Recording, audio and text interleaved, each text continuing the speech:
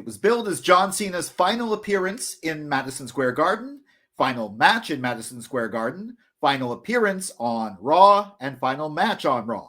And you know what? They delivered. Welcome to Silo Voice Wrestling on YouTube and the Silo Voice Wrestling podcast, wherever you get your podcasts. I'm Jason C. McLean, and these are my assorted thoughts on the WWE Raw from Madison Square Garden in New York City. And I'm recording this the 19th, Wednesday. It's about 6:30 p.m. And yeah, we started right off with John Cena's final appearance in Madison Square. Well, actually, no, we started off first with some people doing some things backstage, including Becky Lynch taping her photo over somebody else's in Madison Square Garden. And yeah, John Cena came out, huge crowd pop, thank New York City. Just what was needed. And of course, Dominic Mysterio interrupted, and they set up a match not for that night, but for Survivor Series for the Intercontinental title. I was really hoping it was going to be Dom and Ray at Survivor Series and Cena on the WarGames, but you know what? This works too. This also means that there's a decent chance that Cena won't actually be going into his final match as the Intercontinental Champion, or maybe he will. I don't know. I thought it was a good setup, but of course this was a setup for the match. 6-man tag team match. John Cena, Sheamus, and Rey Mysterio versus essentially the Judgment Day. The male members of Judgment Day, Dominic Mysterio, Finn Balor, and JD McDonough. Now, was this a memorable match because it was so intricate and well thought out? No, it was a standard, what you'd expect, sort of like a, anniversary or like a Raw 30 kind of TV match with some veterans. But that's all it needed to be. It was a pretty paint by numbers match with three veterans, their last time teaming together, all three of them, and doing their moves and beating the heels. And the crowd loved it. I loved it. I thought it was really fun. Does it move any story along, or is it like one of the greatest matches ever? No, but it's exactly what it needed to be. And I'm sure that MSG crowd loved it. And also like to point out that if Dom does, through cheating most likely, regain the Intercontinental title at Survivor Series, and Cena goes out on his back, which is both two things are very possible, then the person who will hold the distinction of being the last person John Cena pinned in WWE would be JD McDonough. I don't think you saw that one coming. The last person Cena pins in this retirement tour is JD McDonough or the WWE, but that's how it may be. This was a good feel-good start to the show. Obviously set the ball in motion for things to come. And I'm not sure how Cena is going to fare at Survivor Series. I think there's maybe a 50-50 shot. It is Dom's hometown. And Cena losing to Dom because of cheating. I also like the fact that they actually gave Cena a mini feud in his last few weeks or last month or so in WWE, a mini feud against Dom Mysterio. Didn't see that one coming. I thought this was a fun intro to the show. The biggest shocker is Maxxine Dupri is your new Women's Intercontinental Champion. Yes, you heard that right. Maxxine Dupri, the former manager of the Maximum Male Models, then member of Alpha Academy. Maxxine Dupri is a singles champion in WWE before Chad Gable ever got that. Who knows if Chad Gable will ever get that? The match itself, it was good. I mean, there was a lot of play with Jessica Carr, the referee, and of course, it culminated with Maxxine out of the ring. Becky tells Jessica Carr, fast count Carr, as Wade Barrett tells her to count. And while she's counting, she's undoing the turnbuckle, and then AJ Lee comes out, and I'm thinking I thought AJ Lee was going to come out after the match and set something up, maybe for WarGames or an IC title feud. But she came out during the match, and when she came out during the match, I'm like, wait a second. Are they going to do it? And yep, Becky ignored Maxxine, turned around to a crossbody 1, 2, 3. And you know what? I don't think Maxine's reign is going to be long, but they pulled the trigger in Madison Square Garden. Also, Maxine's come a long way. Maybe a lot of that's due to being trained by Natalya in the new Hart Family Dungeon. As for Becky, I love the way she's been handling this on social media. I think her whole threatening a lawsuit it's just fantastic. This is clearly a case of corruption, of injustice. There was a crooked ref AJ has no managing license. What are you doing? How are you able to get past all of the stop guards? We have the best security, and she's able to just waltz out there, cost me the title, and we are calling Maxine Dupree the Intercontinental. She is not the Intercontinental Champion because I never lost. I never lost. She should have been counted out. She should have been disqualified. She should definitely have been disqualified because AJ Lee acted on her behalf, and all the lawyers are saying this. It's been a great day. She even invoked the New York Athletics Commission in one of her posts. I don't think WWE's been subject to that for a few decades now, but we'll see how that goes. But really entertaining, a lot of good, cross-media promotion right there. And cross-media character development. But of course, one of the big things of this is we see after this Rhea Ripley, pulling AJ Lee aside. So obviously it's going to be AJ on one of the WarGames teams, the women's WarGames match teams, and Becky Lynch on the other. And I think Charlotte Flair is going to be on the babyface WarGames team after all. There was some speculation. I had some speculation, but first of all, when Alexa Bliss came out and she cut a speech, it was actually a really decent promo, heartfelt, kind of funny about I've been texting you, I've been calling you, but she got what chants from the crowd? And I mean, come on, MSG, don't only do that to the heels. I mean, I think Alexa was fine in that. And when the heels attacked, and then Rhea Ripley and Io Sky came down, and Charlotte eventually made the save. I loved the bit, and it cracked Charlotte Flair up too because she hugs Alexa, implying she's going to be on the team, and then I guess to compete, Io just bear hugs Rhea Ripley. It was great.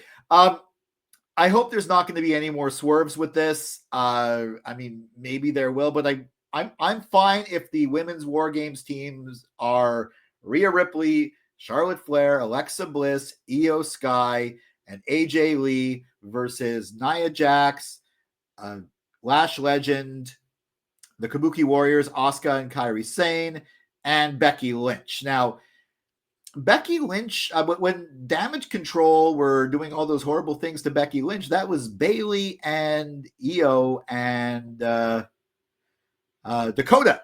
That was not Asuka and Kairi Sane weren't part of it, so she doesn't really have she might have some NXT history, some previous history from when I wasn't watching, but she doesn't have a last few years history or animosity against them. She does have the history with Nia Jax, so cohabitating with her, that'll be interesting, but they've done it before. They've been in the tag match, but I think it's going to be a really good match, and I'm excited for it. And the teams are set for the men's WarGames match 2. We got Brock Lesnar joining the heel team. That's with Bronson Reed, Braun Breaker, Logan Paul, and Drew McIntyre. Obviously, Paul Heyman in the corner. And we've got Roman Reigns joining the babyface team. That's Cody Rhodes, the undisputed WWE champion Cody Rhodes, the World Heavyweight champion CM Punk, Jey Uso, and Jimmy Uso. How they set it up, I mean, yeah, it was a show-long thing. They obviously hinted that it was kind of obvious who it was going to be after we found out that that Paul Heyman was the one bringing in. Actually, I knew it was going to be Brock for a while, and I kind of figured it was going to be Roman or maybe LA Knight, but no, most likely Roman after Cena announced he was going to be doing something else at Survivor Series. Now, and of course, it was kind of predictable, but it was still fun to watch it happen. But still, as far as this is the WarGames team, this is the biggest star power you could possibly have, and this is going to be a hell of a match. I'm excited for this match. I mean, they've done Brock and Roman a million times, but doing it in the context of WarGames, it's kind of cool. I would have maybe preferred to go differently with maybe with Brock, it has to be in it. Then I think Cena, so Cena could get his win back on Brock. But I think without him, I mean, LA Knight wouldn't have. LA Knight's going to be huge, but I think Roman makes more sense aura-wise, or big star-wise, and for vis-a-vis Brock, but I don't think it's the easiest fit storyline-wise. I mean, not last time, just to have CM Punk on Roman's team. He was so hard, and then he ended up, like, I guess, regretting it after what happened. But Cody, too, I mean, he doesn't have animosity towards Cody, but Cody's the one he wants to beat back for the championship. He hasn't forgotten that, too. And also, he told the Usos he would be seeing them at Christmas, and this is obviously American Thanksgiving, not Canadian Thanksgiving. That was in October. So I think it's going to be a great match, and I think it could be interesting how they work out how Roman's going to be part. Maybe he's not officially going to be part, or maybe they're going to say CM Punk gave him a call. Like, I mean, Jimmy Uso called CM Punk, right? Maybe Roman called him, or Punk called Roman. And this is maybe showing a Roman turning over the new leaf a little bit more. He's still got to be the same character, and this is purely of convenience. And maybe he could just say, I figured Brock was going to be on the other team because it's Paul, and I want a chance. And maybe he wants to go after Bronson Reed. He wants a chance to get revenge, and he couldn't pass it up. It'd be interesting to see how they do this storyline-wise. Also, maybe there'll be some tension within the team. There obviously is going to be some tension within the babyface team. Maybe someone's going to flip heel in the middle of the match. I don't know. It is interesting, and I'm looking forward to watching it. I also like the ending, and even when I saw it after they went off the air, it was a little bit cheesy and a little bit too much, like Cody whacking on the NYPD with a kendo stick, and basically people attacking the NYPD in the arena. But it was fun. It was over the top. It was a really hot and fun and wild end to a really good show. Of course, the big surprise, not the surprise, the one that was advertised as being a surprise, was Dolph Ziggler, Nick Nemeth, basically, returning in the Last Time Is Now tournament to face and lose to Solo Sikoa. He got a much bigger pop than Zack Ryder / Matt Cardona did. Also, it's interesting to note that Matt Cardona and Nick Nemeth were two of the people that Cena mentioned in his pipe bomb promo, and here they are in the tournament. He doesn't get to face them, but this was a much bigger pop than Cardona got. Maybe it was just the MSG crowd. I don't know, but I honestly, for a moment, thought maybe there's a chance he's going to win. He had a bunch of hope spots. The crowd was really into it, but no, Solo prevailed. Still, it was fun to see Nick Nemeth / Dolph Ziggler back. I wonder if him and Zack Ryder are going to stick around as Zack Ryder and Dolph Ziggler, or if this is just, I think this might just be a one-time thing, but we'll see where it goes. Maybe they'll go back to being they are in TNA. Maybe they'll be back on NXT under their old names. It's interesting how they're separating the characters here. Of course, the match in the tournament everyone was waiting for was the main event match of the show. Not the main event segment, but Javon Evans from NXT, who should be on the main roster now, I think, versus the returning ring general Gunther. And I love it how Gunther had his old NXT music, his Walter music, and the boxing robe he came out with. I like this new presentation of Gunther. He's got, and honestly, he's back. And this match, I mean, okay, no, it wasn't the greatest match I've ever seen, but it definitely delivered. It really showcased Javon Evans. I love when Evans at one point dove and Gunther caught him, showed Gunther's strength as well, too. Evans has some host spots. I knew Gunther was going to win because I'm pretty sure Gunther's going to be the one facing Cena. But this was a great showcase for Javon Evans. And they can roll it back at some point when Javon's on the main roster and not as part of this tournament, but just another chance for him to fight Gunther, maybe when Gunther's another champion. But Gunther reminded everyone of why he is the ring general. He is the unbeatable force. And I think this was a great way to bring him back. And this was a truly excellent match to watch. I'm glad it deserved its main event match spot, but it just got me excited to see more of Gunther and to see Javon Evans on the main roster. Good job. Nikki Bella attacking Stephanie Vaquer on her way to an interview. The visuals look really cool because she attacked her when she was coming up with the smoke. You see the smoke everywhere. I think they could have maybe done this a bit better. Maybe they needed to cut some time or something. This build could have been a little bit better, and Nikki Bella's reasoning could have been better. Maybe, I don't know, maybe Stephanie could have given her more reason to attack her, just the fact that she wants the championship, and she's the one who put herself into that situation. So saying, I'm nobody's sidekick. Well, you chose to be a sidekick. I mean, maybe, I don't know. I think the build could be better, but their match is set for Survivor Series. That should be a really good match.